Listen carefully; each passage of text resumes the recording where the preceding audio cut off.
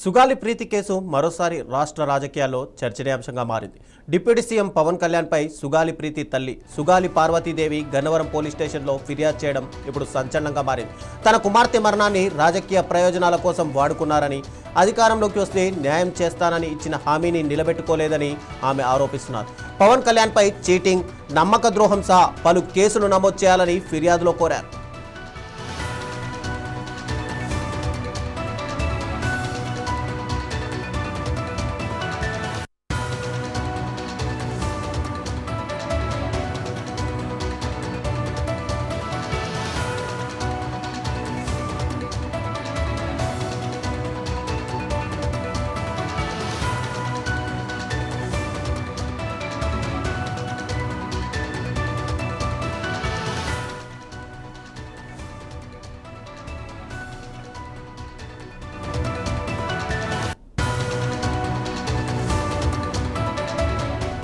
సుగాలి ప్రీతి case మరోసారి రాష్ట్ర రాజకీయాల్లో చర్చనీయాంశంగా మారింది. డిప్యూటీ సీఎం పవన్ కళ్యాణ్పై సుగాలి ప్రీతి తల్లి సుగాలి పార్వతీదేవి గన్నవరం పోలీస్ స్టేషన్లో ఫిర్యాదు చేయడం ఇప్పుడు సంచలనంగా మారిపోయింది. తన కుమార్తె మరణాన్ని రాజకీయ ప్రయోజనాల కోసం వాడుకున్నారని, అధికారంలోకి వస్తే తమకు న్యాయం చేస్తానని ఇచ్చిన హామీని అటు పవన్ కళ్యాణ్ నిలబెట్టుకోలేదని ఆమె ఆరోపిస్తున్నారు.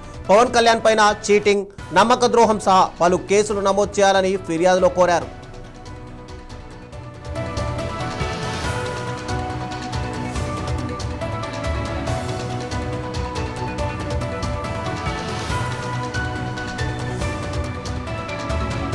ఈ కేసు నేపథ్యాన్ని ఒక్కసారి మనం పరిశీలిస్తే 2017లో కర్నూలులోని ఒక ప్రైవేట్ పాఠశాలలో సుగాలి ప్రీతి అనుమానాస్పద పరిస్థితుల్లో మృతి చెందింది. అత్యాచారం చేసి హత్య చేశారని చెప్పి కుటుంబ సభ్యులు అప్పటి నుంచి ఆరోపిస్తూ న్యాయం కోసం పోరాటం చేస్తున్నారు. ఆ సమయంలో బాధిత కుటుంబానికి మద్దతుగా నిలిచిన పవన్ కళ్యాణ్ అధికారంలోకి వస్తే తొలి సంతకం ఈ కేసు విచారణపైనే ఉంటుందని చెప్పి హామీ ఇచ్చారు.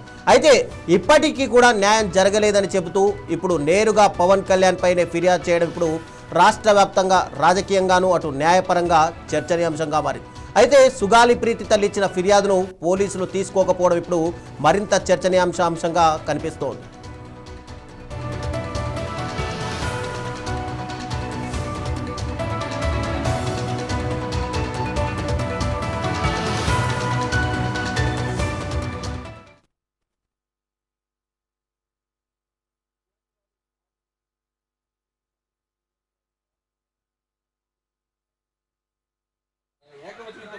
జరిగింది మేడం. ఎందుకంటే ఒక దివ్యాంగురాలు కాదు అని చెప్పి బాడీ షేమింగ్ చేస్తూ మాట్లాడటం కూడా ఇవన్నీ ఇబ్బందికరమైన విషయాలు కాబట్టి మేడం వీటిని కూడా మీరు పరిగణలో తీసుకుని సాటి దివ్యాంగురాలు పెద్ద మనసుతోటి మానవతా దృక్పథంతో తనకి తన బిడ్డకు జరిగినటువంటి అన్యాయం మీద మీరు ఖచ్చితంగా దీన్ని ఫైల్ చేసి మాకు న్యాయం చేయాలని చెప్పి 4 గంటలకు రిజిస్టర్ అయింది. అవేంటి నాకు చెప్తున్నా మేడం, మీ పోలీసు న్యాయం చేస్తారని ఇక్కడికి వచ్చాము. కంప్లైంట్ ఇచ్చారు, వచ్చిన తర్వాత నేను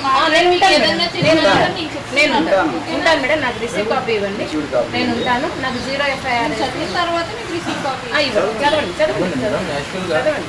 అసలు దివ్యాంగురాలు కాదు, అసలు నువ్వు కనీసం దివ్యాంగురాలు కాదు కదా, నీకు అన్నీ జరిగినాయి కదా అని చెప్పేసి ఏకవచనంతో మాట్లాడటం జరిగింది మేడం. ఎందుకంటే ఒక దివ్యాంగురాలు కాదు అని చెప్పి బాడీ షేమింగ్ చేస్తూ మాట్లాడటం కూడా ఇవన్నీ ఇబ్బందికరమైన విషయాలు కాబట్టి మేడం వీటిని కూడా మీరు పరిగణలో తీసుకుని సాటి దివ్యాంగురాలు పెద్ద మనసుతోటి మానవతా దృక్పథంతో తనకి తన బిడ్డకు జరిగినటువంటి అన్యాయం మీద మీరు ఖచ్చితంగా దీన్ని ఫైల్ చేసి మాకు న్యాయం చేయాలని చెప్పి 4 గంటలకు రిజిస్టర్ అయింది. అవేంటి నాకు చెప్తున్నా మేడం, మీ పోలీసు న్యాయం చేస్తారని ఇక్కడికి వచ్చాము. కంప్లైంట్ ఇచ్చారు, వచ్చిన తర్వాత నేను ఉంటాను మేడం. నాకు రిసీవ్ కాపీ ఇవ్వండి, నేను ఉంటాను. నాకు 0 FIR చదివిన తర్వాత మీకు రిసీవ్ కాపీ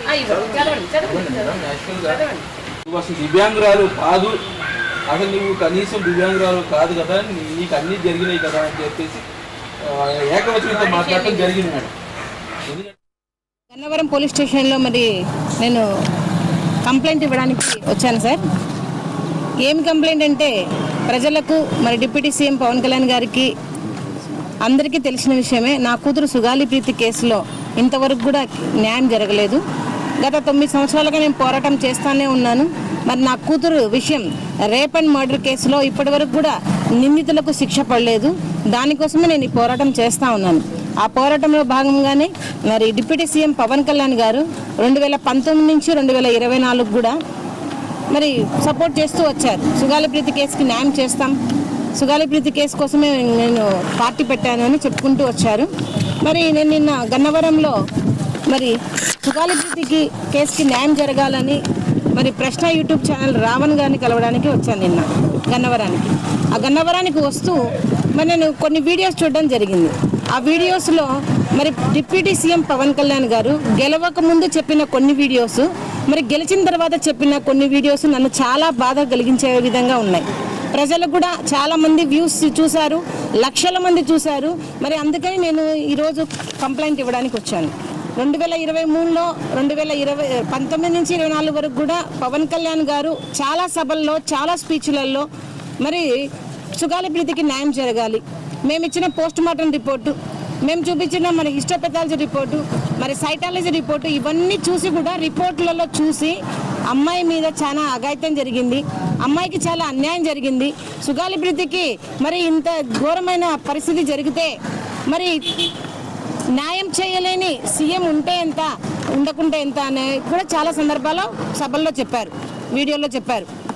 మరి గెలిచిన తర్వాత 2024 మరి పవన్ కళ్యాణ్ గారు డిప్యూటీ సీఎం గారు అయ్యారు. మరి గెలిచి ఇప్పటికి 2 సంవత్సరాలు అయితే కూడా ఇంతవరకు కూడా కేసులో ఎలాంటి పురోగతి లేకపోగా ఇప్పుడు మళ్ళీ తిరిగి కేసులో అసలు ఎవిడెన్సెస్ లేవు అని ఆయన అబద్ధ ప్రచారం చేయడం మొదలుపెట్టారు. గన్నవరం పోలీస్ స్టేషన్లో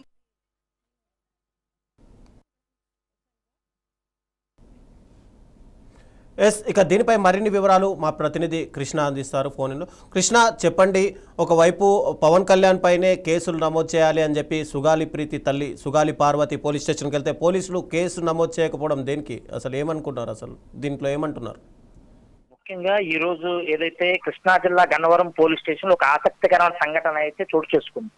ప్రధానంగా గత 2017 సంవత్సరంలో జరిగినటువంటి కర్నూలులో జరిగినటువంటి ఒక అనుమానాస్పదమైన వృత్తి ఏదైతే ఉందో సుగాలి ప్రీతి ఆ బాలిక కేసులో విషయంలో 2017 నుంచి కూడా తన తల్లి పార్వతీదేవి ఇప్పటి వరకు కూడా తన కుమార్తెకి న్యాయం జరగాలనుకుంటా పోరాటం అయితే చేస్తున్నట్టు మనం చూస్తాను. నిత్యం కూడా అనేక పార్లు ముఖ్యమంత్రిని కానీ, అదేవిధంగా డిప్యూటీ సీఎంని కానీ, హోమ్ మినిస్టర్ని కానీ, అలాగా ప్రతి వ్యక్తిని కలిసిన వ్యక్తిని కలవటం, నా కుమార్తెకి న్యాయం జరగలేదు, న్యాయం చేయండి అని వేడుకున్న పరిస్థితి మనం అంతా కూడా ఇప్పటివరకు చూస్తానన్నాం. కానీ ప్రధానంగా ఈ రోజు సుగాలి పార్వతీదేవి ఈ రోజు గన్నవరం పోలీస్ స్టేషన్ లో డిప్యూటీ సీఎం పవన్ కళ్యాణ్ పై కేసు పెట్టడానికి ఒక ప్రధాన కారణంగా అయితే తను చెప్తున్నట్లు చూస్తా ఉన్నాం.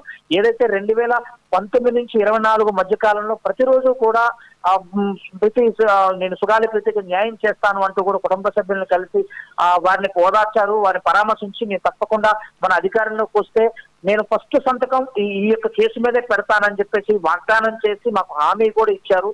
మా యొక్క ఏదైతే సుగాలి ప్రీతికి విషయంలోనే ఎన్నికల్లో కూడా తన ప్రచారం అస్త్రంగా వాడుకొని గద్దెనెక్కినటువంటి పవన్ కళ్యాణ్ ఈ రోజు ఆ కేసు విషయం పైన ఎక్కడా మాట్లాడకుండా మమ్మల్ని మోసం చేశాడు, మమ్మల్ని ద్రోహం చేశాడు అంటూ కూడా తన తల్లి ఫిర్యాదులు అయితే పేర్కోవటం అయితే చూస్తాను.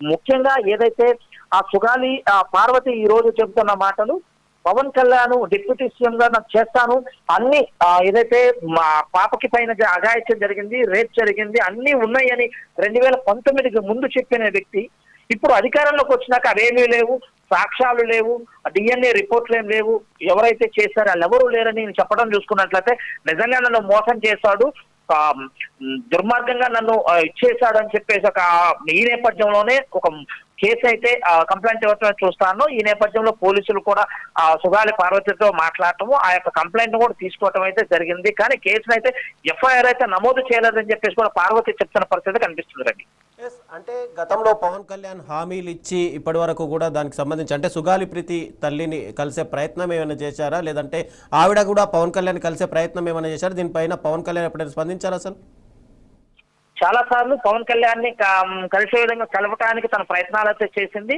పవన్ కళ్యాణ్ అపాయింట్మెంట్ ఇచ్చిన తర్వాత కూడా పవన్ కళ్యాణ్ చెప్పారట, ఇక్కడ లేదు, ఏదైతే ఆధారాలు లేవు, ఎక్కడి నుంచి మేము అరెస్ట్ చేయాలి, ఎవరిని అరెస్ట్ చేయాలని చెప్పేసి మీడియా ముఖంగా కూడా పవన్ కళ్యాణ్ చాలా సందర్భంలో చెప్పిన పరిస్థితి చూస్తాను.